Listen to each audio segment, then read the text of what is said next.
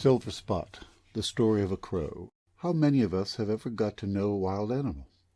And not merely to meet one with a large once or twice, or have one in a cage, but to really know it for a long time while it is wild, and get insight into its life and history.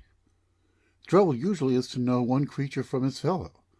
One fox or crow is so much like another that we cannot be sure that it's really the same next time we meet.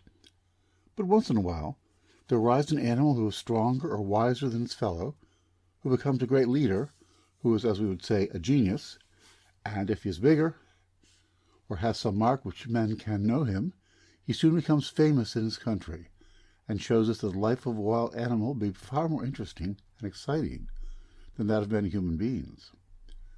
Of this class were Cortant, the bob-tailed wolf that terrorized the whole city of Paris for about 10 years, at the beginning of the 14th century. Clubfoot, the lame grizzly bear that left such a terrific record in the San Joaquin Valley of California. Lobo, the king wolf of New Mexico that killed a cow every day for 5 years. And the Sione panther that in less than 2 years killed nearly 300 human beings. And such also was Silverspot, whose history, as far as I could learn it, I shall now briefly tell. Silverspot was simply a wise old crow. His name was given because of the silvery white spot that was like a nickel stuck on his right thigh between the eye and the bill, and it was owing to that spot that I was able to know him from the other crows, and put together the parts of his history that came to my knowledge. Crows, as you must know, are our most intelligent birds. Wise as an old crow, do not become a saying without good reason. Crows know the value of organization, and are as well drilled as soldiers. Very much better than some soldiers, in fact, for crows are always on duty, always at war, and always dependent on each other for life and safety. Their leaders are not only the oldest and wisest of the band, but also the strongest and bravest, for they must be ready any time with sheer force to put down an upstart or a rebel, the rank and file of the youngsters, and the crows without special gifts. Old Silverspot was the leader of a large band of crows that made their headquarters near Toronto, Canada, in Castle Frank, which is a pine-clad hill on the northeast edge of the city. This band numbered about 200, and for reasons that I never understood, did not increase. In mild winters they stayed along the Niagara River. In cold winters they went much further south. But each year in the last week of February, old Silverspot would muster his followers and boldly cross the 40 miles of open water that lie between Toronto and Niagara. Not, however, in straight line would he go, but always in a curve to the west, whereby he kept sight of the familiar landmarks of Dundas Mountain until the pine-clad hill itself came in view. Each year he came with his troop, and for about 6 weeks took up his abode on the hill. Each morning thereafter, the crows set out in 3 bands to forage.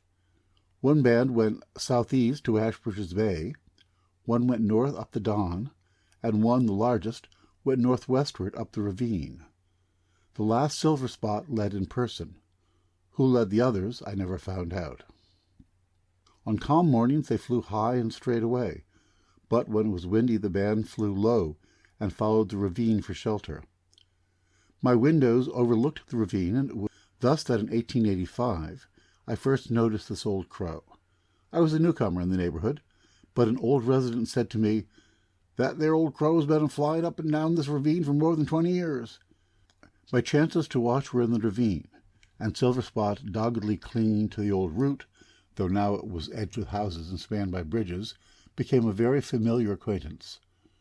Twice each day in March and part of April, and again in the late summer and the fall, he passed and repassed, and gave me a chance to see his movements and hear his orders to his bands, and so little by little opened my eyes to the fact that the crows, though a little people, are of great wit, a race of birds with a language and a social system that is wonderfully human in many of its chief points, and some is better carried out than our own. One windy day I stood at the high bridge across the ravine as the old crow, heading his long straggling troop, came flying home. Half a mile away I could hear the contented, "All's well, come right along," as we should say, or as he put it. Half a mile away I could hear his contented, "All's well, come right along," as we should say, or as he put it, and also his lieutenant echoed at the rear of the band. They were flying very low to be out of the wind, and would have to rise a little to clear the bridge on which I was. Silverspot saw me standing there, and as I was closely watching him, he didn't like it. He checked his flight and called out, "Be on your guard," and rose much higher in the air. Then, seeing that I was not armed, he flew over my head about 20 feet, and his followers in turn did the same, dipping again to the old level when past the bridge. Next day I was at the same place, and as the crows came near, I raised my walking stick and pointed at them. The old fellow at once cried out, "Danger!" and rose 50 feet higher. Seeing there was not a gun, he ventured to fly over. But on the third day I took with me a gun, and at once he called out, "Great danger! A gun!" His lieutenant repeated the cry, and every crow in the troop began to tower and scatter from the rest, till they were far above gunshot, and so passed safely over, coming down again to the shelter of the valley, well beyond reach. Another time, as the long straggling troop came down the valley, a red-tailed hawk alighted on a tree close by their intended route. The leader cried out, "Hawk! Hawk!" and stayed his flight, as did each crow on hearing him, and all were massed in a solid body. Then, no longer fearing the hawk, they passed on, but a quarter of a mile farther on a man with a gun appeared below, and the cry, "Great danger! A gun! A gun! Scatter for your lives!" Till far beyond range. Many others of his words of command I learned in the course of my long acquaintance, and found that sometimes a very little difference in the sound makes a very great difference in meaning. Thus, while number 5 hawk, or any large dangerous bird, this means "wheel around," evidently a combination from number 5, whose root idea is danger, and number 4, whose root idea is retreat.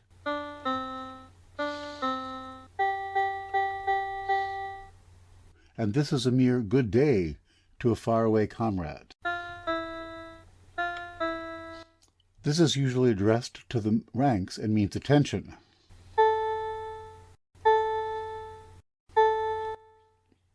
Early in April there began to be a great doing among the crows.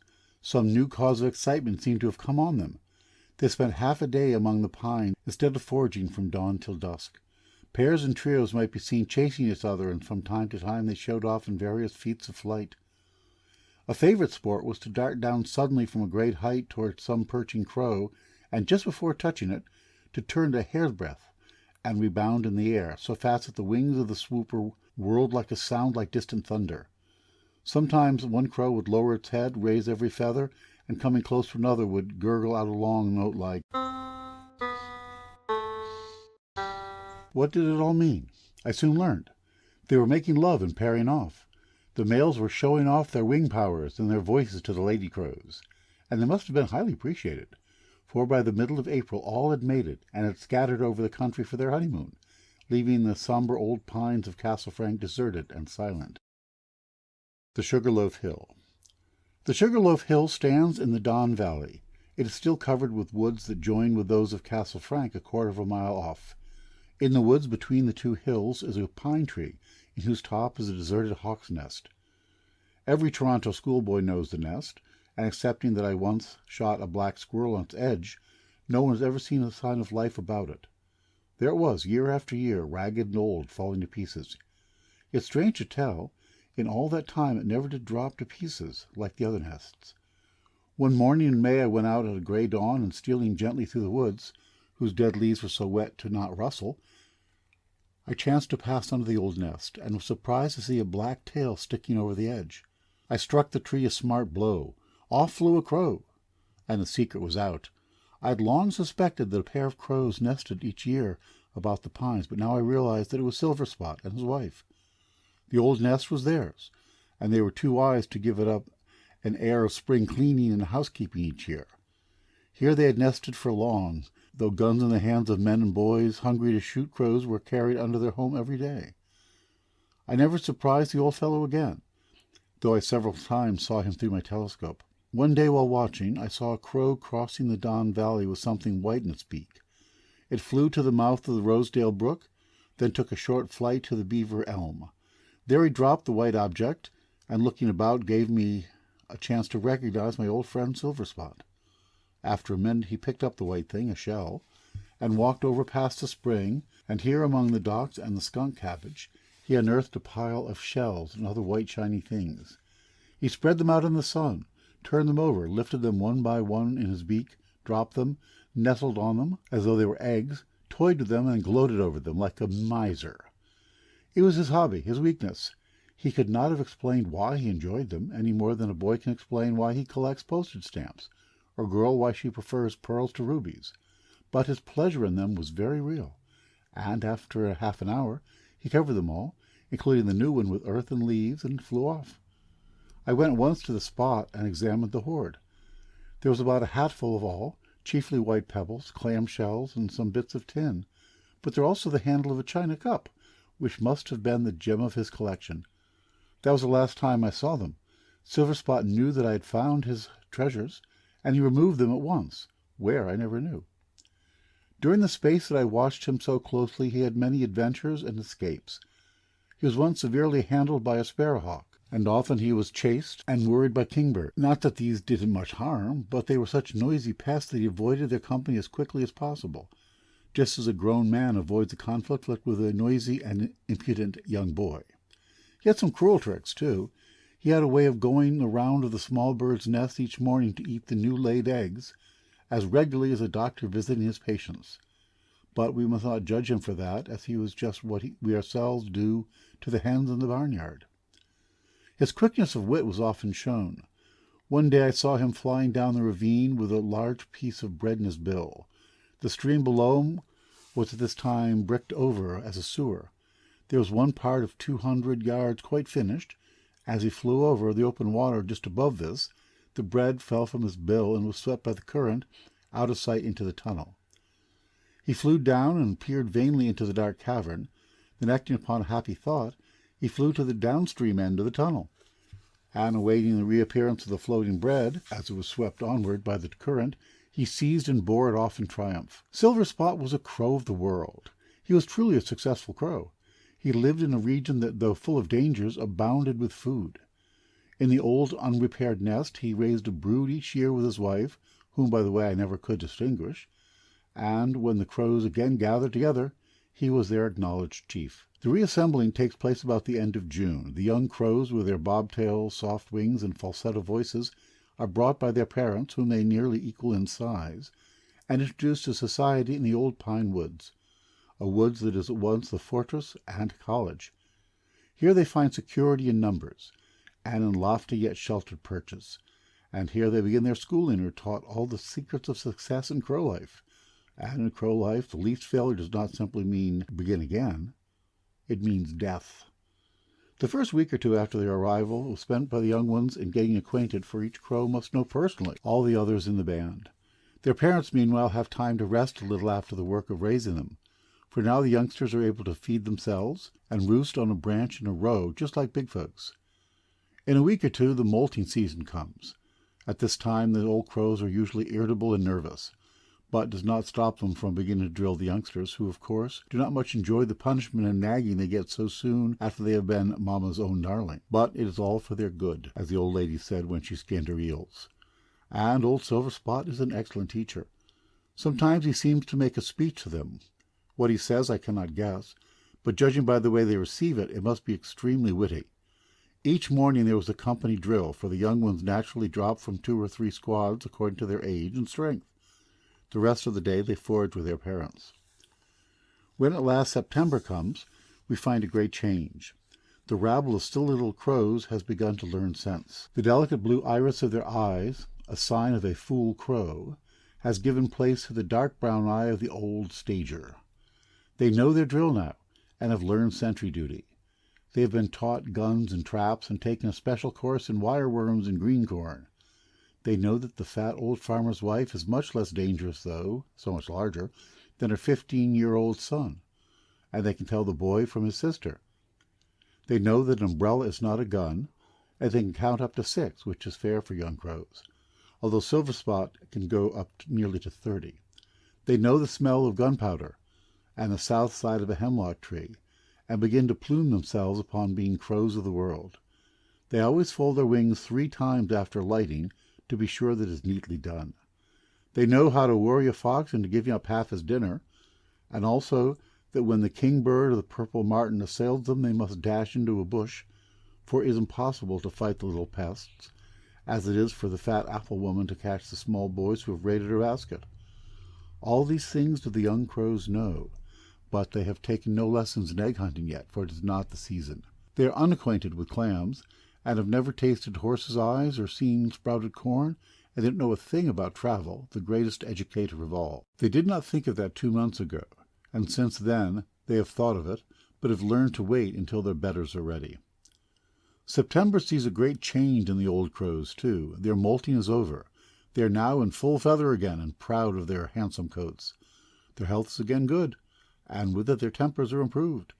Even old Silverspot, the strict teacher, becomes quite jolly, for his youngsters, who have long ago learned to respect him, begin really to love him. He has hammered away at drill, teaching them all the signals and words of command in use, and now is a pleasure to see them every morning. "Company I," the old chieftain would cry in crow, and the company I would answer with a great clamor, "Fly!" and himself leading them, he would fly straight forward. "Mount!" and straight upward they turned in a moment. "Bunch!" and they all massed into a dense black flock. "Scatter!" and they spread out like leaves before the wind. "Form line!" and they strung out into the long line of ordinary flight. "Descend!" and they all dropped neatly to the ground. "Forage!" and they alighted and scattered about to feed, while 2 of the permanent sentries mounted duty, one in a tree to the right, the other on a mound to the far left. A minute or 2 later, Silverspot would cry out, "A man with a gun!" The sentries repeated the cry, and the company flew at once in open order as quickly as possible toward the trees. Once behind these, they formed line again in safety and returned to their home pines. Sentry duty is not taken in turn by all the crows, but a certain number whose watchfulness often has been proved are the perpetual sentries, and are expected to watch and forage at the same time.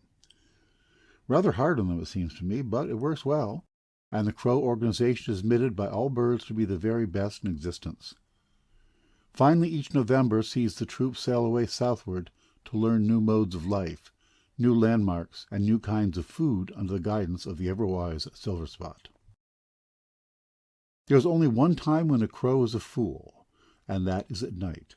There is only one bird that terrifies the crow, and that is the owl. When, therefore, they come together, it is a woeful thing for the sable birds. The distant hoot of an owl after dark is enough to make them withdraw their heads from under their wings and sit trembling and miserable till morning. In very cold weather, the exposure of their faces thus has often resulted in a crow having one or both of his eyes frozen, so that blindness follows, and therefore death. There are no hospitals for sick crows. But with the morning their courage comes back, and arousing themselves, they ransack the woods for a mile around till they find that owl. And if they do not kill him, they at least worry him half to death and drive him 20 miles away. In 1893, the crows had come as usual to Castle Frank. I was walking in his woods a few days afterward when I chanced upon the track of a rabbit that had been running at full speed over the snow and dodging about among the trees as though pursued. Strange to tell, I could see no track of the pursuer. I followed the trail and presently saw a drop of blood on the snow. A little further on, found partly devoured remains of a little brown bunny. What had killed him was a mystery until a careful search showed in the snow a great double-toed track and a beautifully penciled brown feather. Then all was clear. A horned owl. Half an hour later, in passing again by the place, there in a tree within 10 feet of the bones of the victim was the fierce-eyed owl himself. The murderer still hung about the scene of his crime. For once, circumstantial evidence had not lied. At my approach, it gave a guttural growl and flew off with a low flagging flight to haunt the distant somber woods. 2 days afterward, at dawn, there was a great uproar among the crows. I went out early to see, and found some black feathers drifting over the snow. I followed up the wind in the direction from which they had come, and soon saw the bloody remains of a crow, and the great double-toed track, which again told me that the murderer was the owl. All around were signs of the struggle, but the fell destroyer was too strong. The poor crow had been dragged from his perch at night when the darkness had put him at a hopeless disadvantage. I turned over the remains and by chance unburied the head. then started with an exclamation of sorrow. Alas, it was the head of old Silverspot. The long life of usefulness of his tribe was over, slain at last by the owl he had taught so many hundreds of young crows to beware of. The old nest on the sugar loaf is abandoned now. The crows still come in springtime to Castle Frant, but without their famous leader. Their numbers are dwindling, and soon they will be seen no more about the old pine grove in which they and their forefathers have lived and learned for ages.